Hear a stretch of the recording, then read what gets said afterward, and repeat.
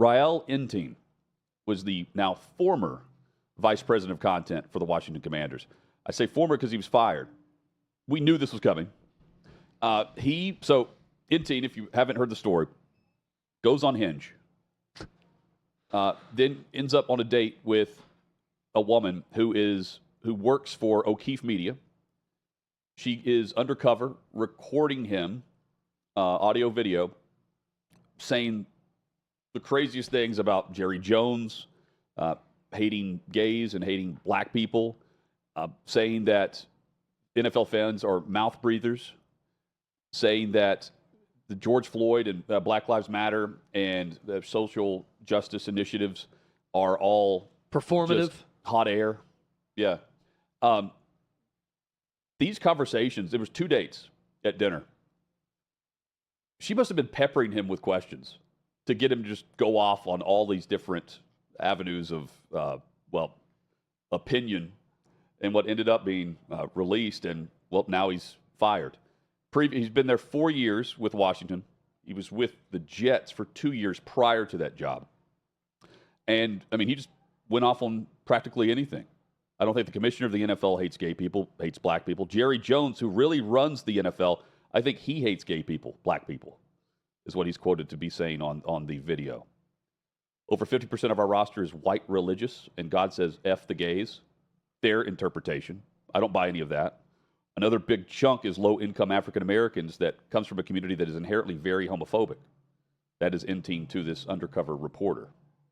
And then, he's got all the different things about Jerry Jones, George Floyd.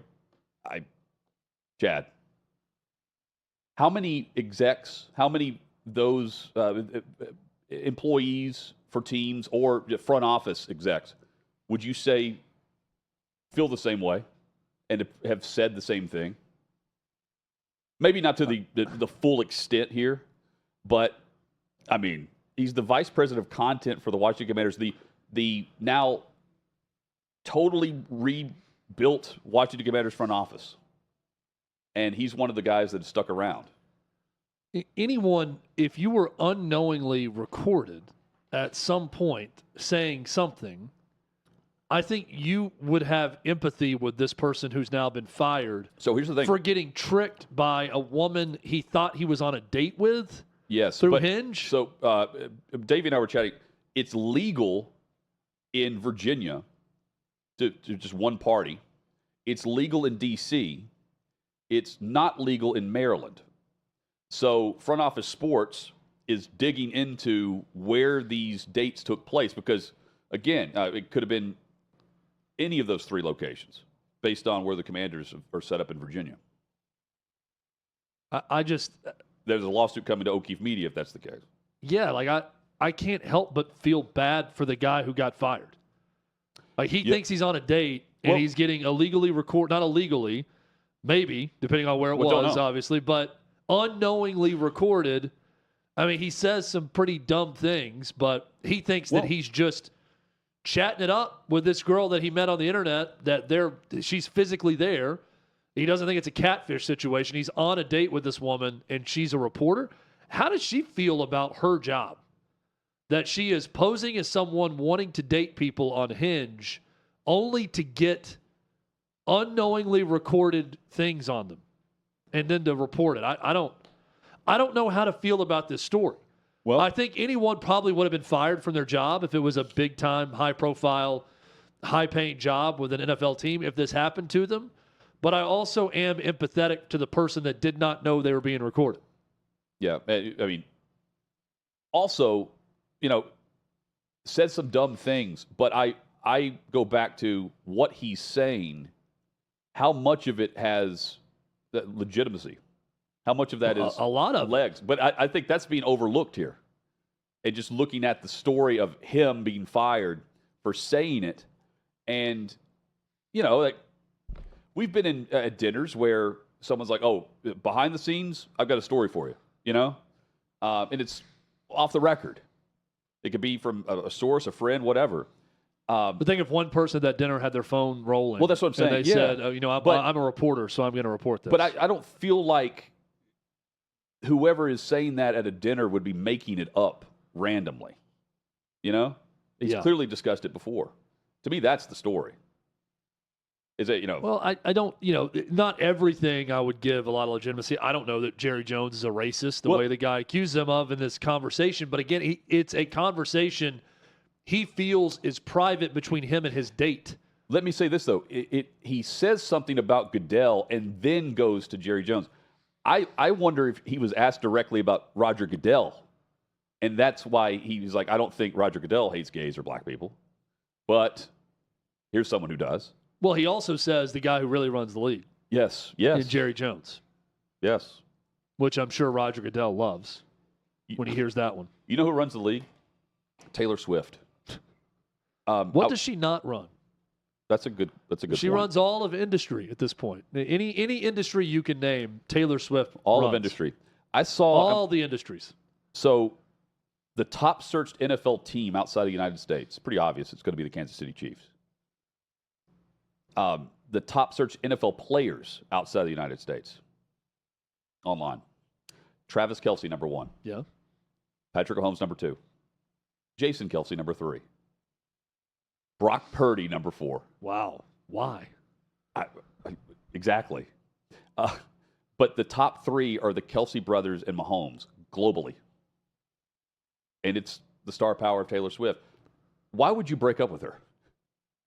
Well, I mean, she might be breaking up with him. Well, this was the. I don't think it's going to be him breaking up with her. What a turn of events. If this ends. What a turn of events that would be. Who would he go after Taylor Swift? I mean, some teacher. Honestly, if you dated Taylor Swift and it didn't work out, I think you would just go and date just someone that has a normal job. No, just the opposite direction. Oh, he can't do that. I can't go more famous than Taylor Swift. He's too. So now I'm going to go find a nurse or a teacher and just, date someone that has a normal everyday job. Maybe. So the now claimed to be fake press release was that it was drawn up that they were going to break up on September 28th, and they had a press release ready to go out.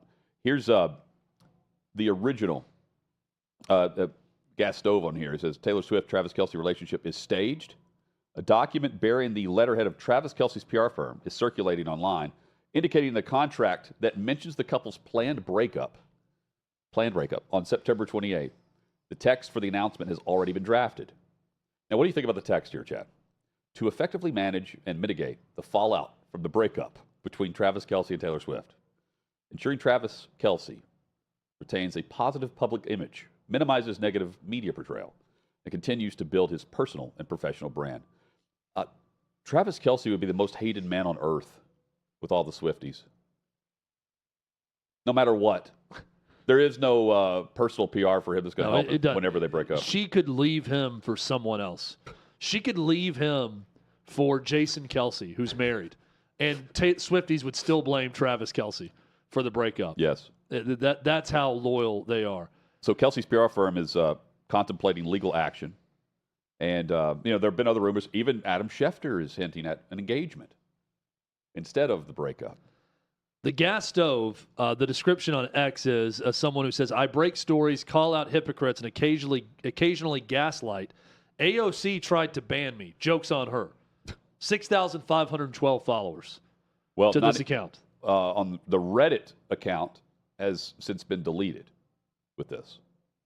Yeah. Isn't it interesting what people... It's fake. Yes. But isn't it interesting what people go after?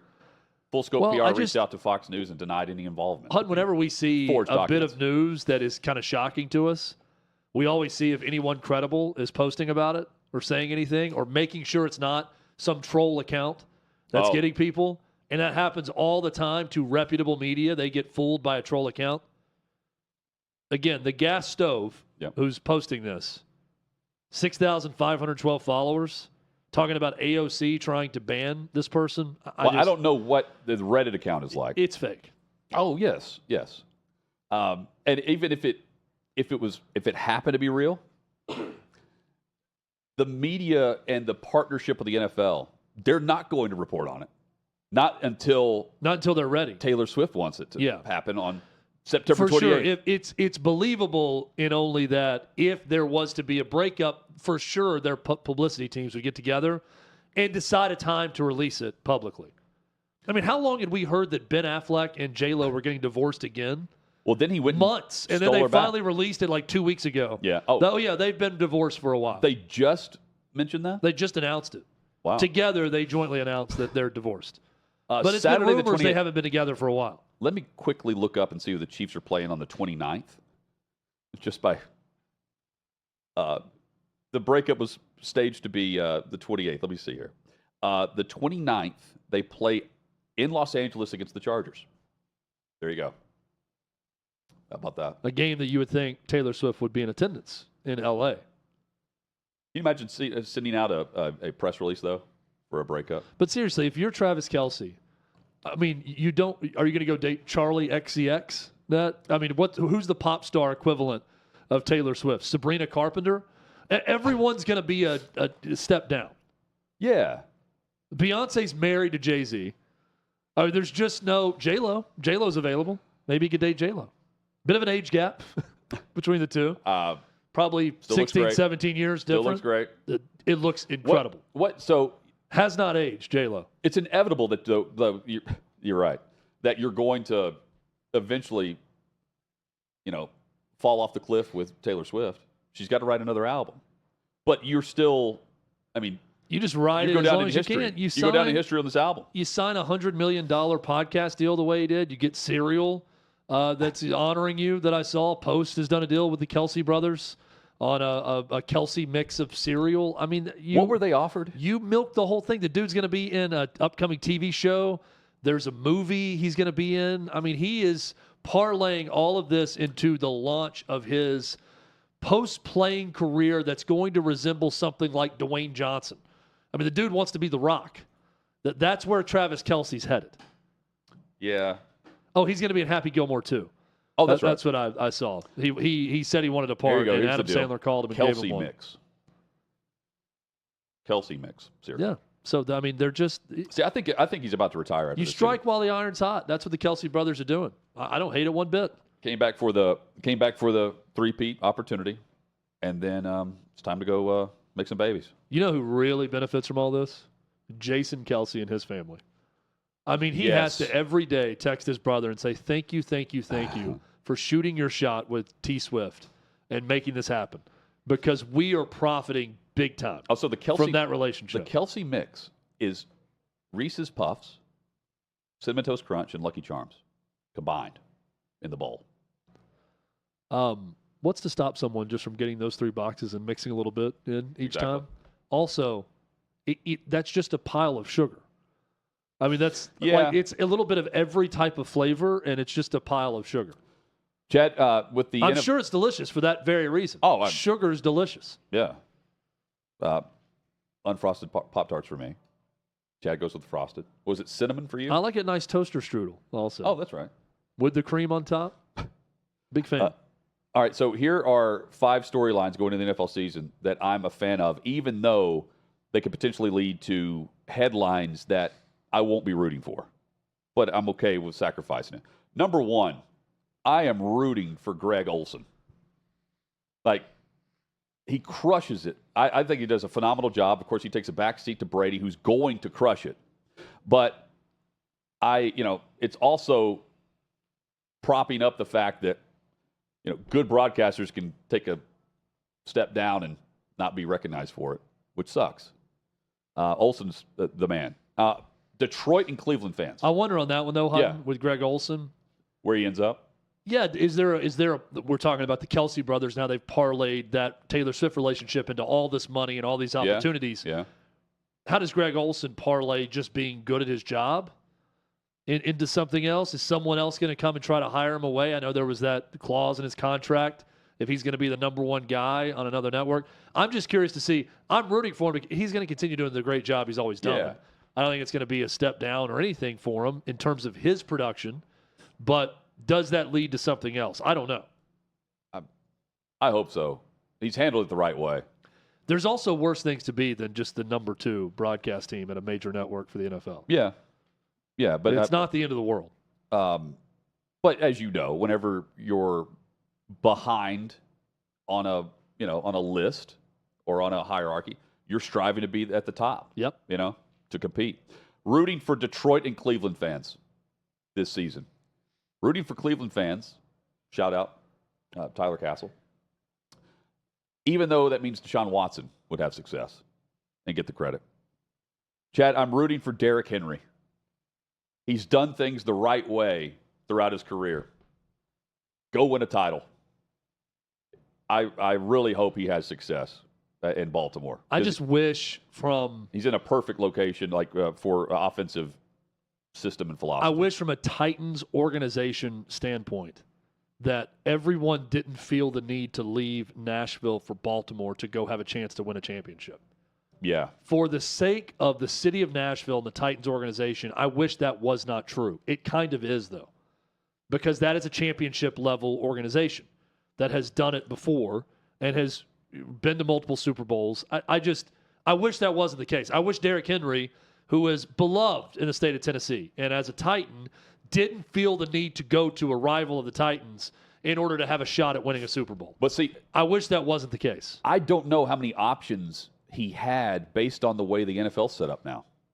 It's against the running back. You're not going to get paid to be the running back. He's the guy. He's the king.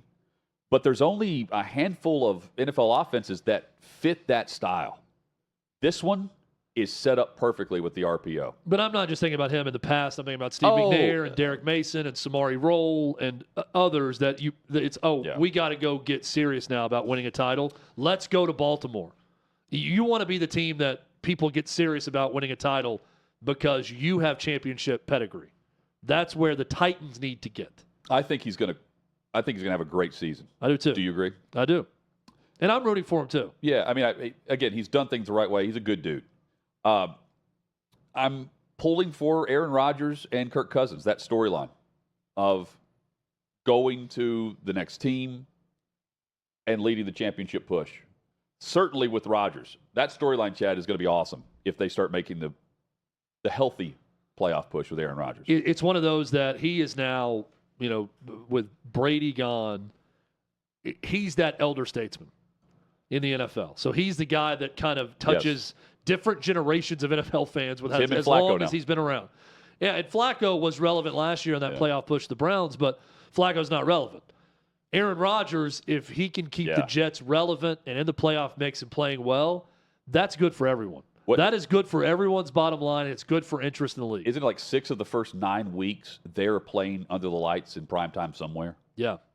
One of them's not here. Someone said that Aaron Rodgers owes the television networks for last year because of the injury? One of the head schedule makers said that. Yeah, he owes us. Or the Jets owe us is what they said. Finally, Mike Tomlin. Jets fans have been saying that for years. The Jets owe us. The Jets owe us. They owe us a lot. Mike Tomlin. Every year, it is predicted that this is the year that Tomlin's not going to have he's going to have a losing season for the first time. 17 consecutive seasons. And how quickly we forget what happened last year, where the quarterback situation, right now, it's Justin Fields and Russell Wilson who will start in Atlanta. Last year, it was Kenny Pickett. I mean, it's not like they, and Mason Rudolph. It was worse last year, and they still got it done. I like Tomlin and what he's been able to do and accomplish. And I'm hoping that he has success in the postseason. Part of me does. I would be curious to see Mike Tomlin somewhere else. I don't want him to fail in Pittsburgh. Yeah, I know. But it would be, Andy Reid had so much success in Philadelphia and then goes to Kansas City and has gigantic success, way more than he had in Philadelphia. It'd be curious to see if Mike Tomlin could do something like that. That the second act, wherever he goes and is the head coach next, could have even more success. It won't be college. It won't be USC. Would he not be able to repeat what he's done with Pittsburgh?